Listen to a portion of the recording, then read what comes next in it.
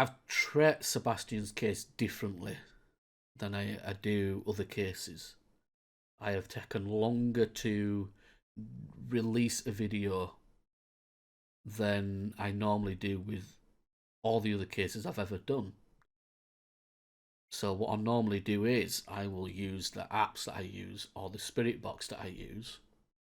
I will record a session of me asking questions, and then within the same day I will put that footage onto my PC into my software that I use so I can see if I've gotten a response, and then I'll put that together in a video and upload it. All that is normally done within the same day. But with Sebastian, I have done multiple sessions over multiple days, and that's the first time I've done that. Normally everything's done within the same day, and there's a reason for that. When it comes to anybody missing, but especially kids, it should always hit home for everybody. It should always hit you right in the feels. And it does.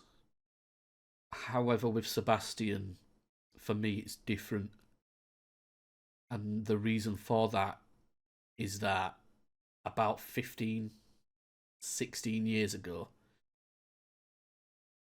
probably before Sebastian was even born, I was 20 years old and I was diagnosed with Asperger's syndrome. That's a lot to unpack there and a lot to explain. So, for those who don't know what it is, it's basically high functioning autism. I myself am on the autistic spectrum, and I think that's why I've taken longer to do.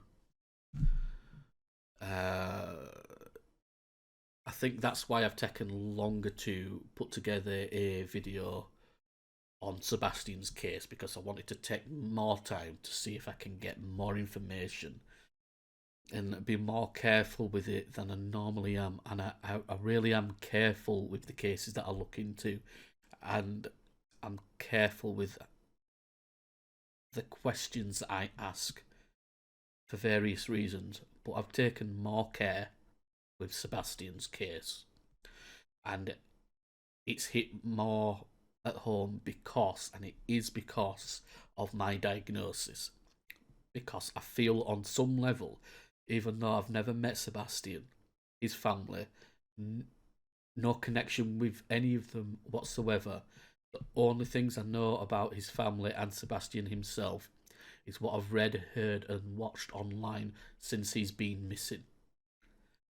I do feel like because of my diagnosis, I can, on some level, empathise and understand Sebastian and certain things he might go through in his life, and vice versa.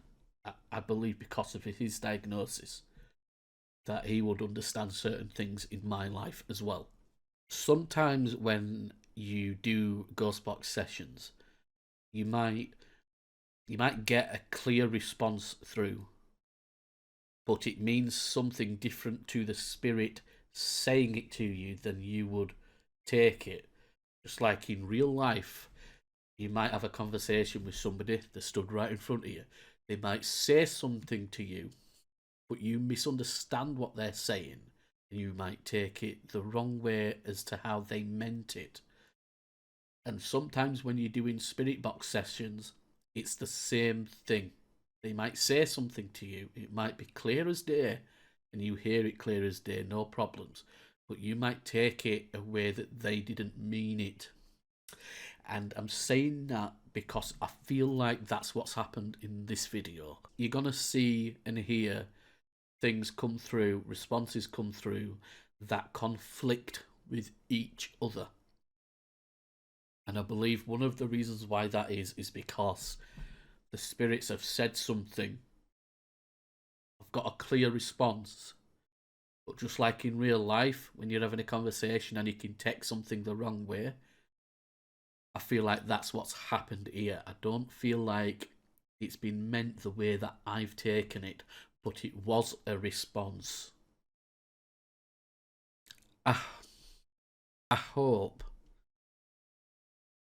that I am 100% wrong. I hope that everything I've received is wrong.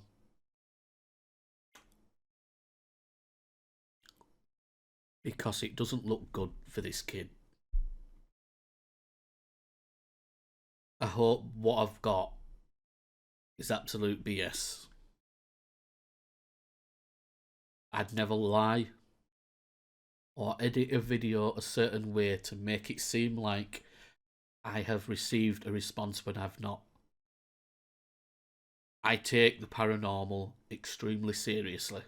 It is a huge part of my life and has been for well over 25 years. I'm a 35-year-old man. I turned 36 in this November. And for as long as I can remember, I've been in communication with ghosts slash spirits. The first memory I have of this or anything paranormal happening in my life was when I was 6 years old. So it's almost 30 years this has been a part of my life. And I know you don't know me, and I know because of that my word means nothing. And that's okay, you don't know me, and that's nobody's fault. But I would never lie about this. I would never fake anything like this or anything to do with the paranormal. So I hope I'm wrong. I hope I'm wrong. I hope I've misinterpreted everything the wrong way. I hope I've misheard things. I hope I've got things wrong. Because things don't look good. But I think because of how long he's been missing, I think we're all coming to the conclusion that for Sebastian Rogers, things don't look good. Let's get on to the session. Can you help me?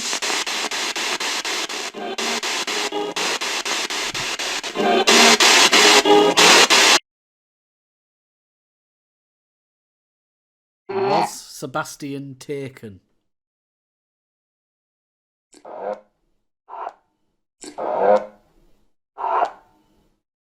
Do you know where Sebastian is?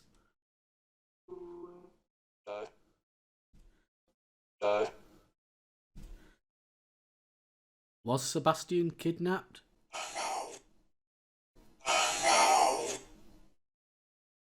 Is Sebastian Rogers in water?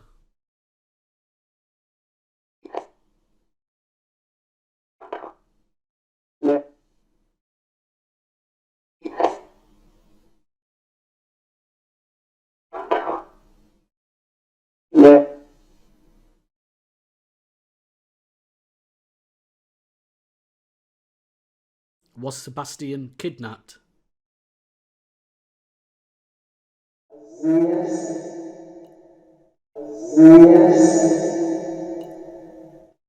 Was Sebastian lured away from his home?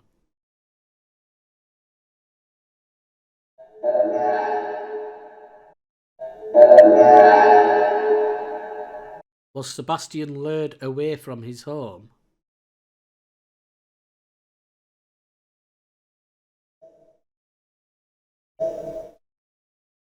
Did somebody take Sebastian from his home?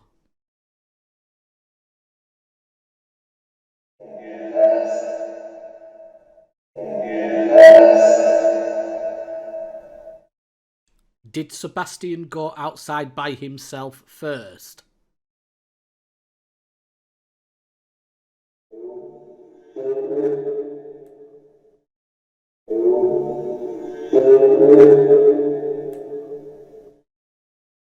Does Sebastian know the person that took him?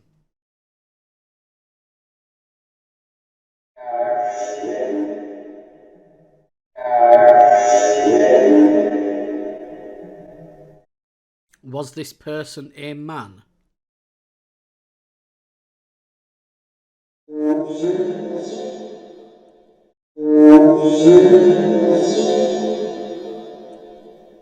The person that took Sebastian.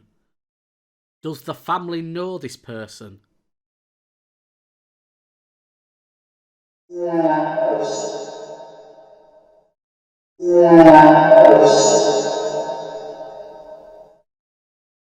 Does this person know Sebastian from school?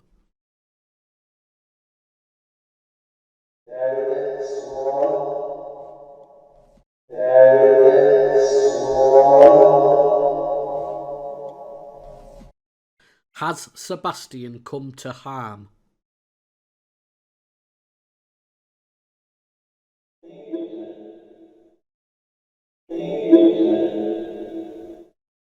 Did somebody hurt Sebastian?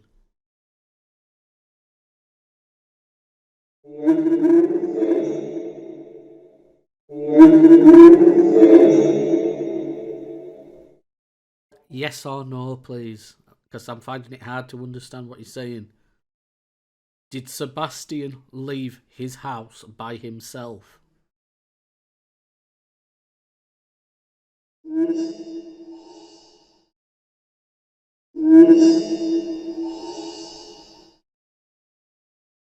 Did somebody then take Sebastian?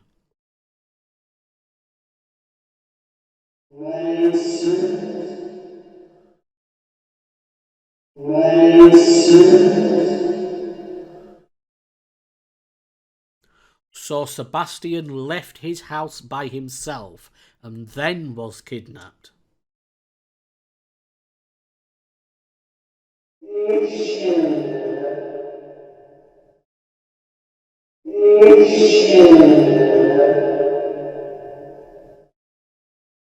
Was Sebastian purposely led from his house?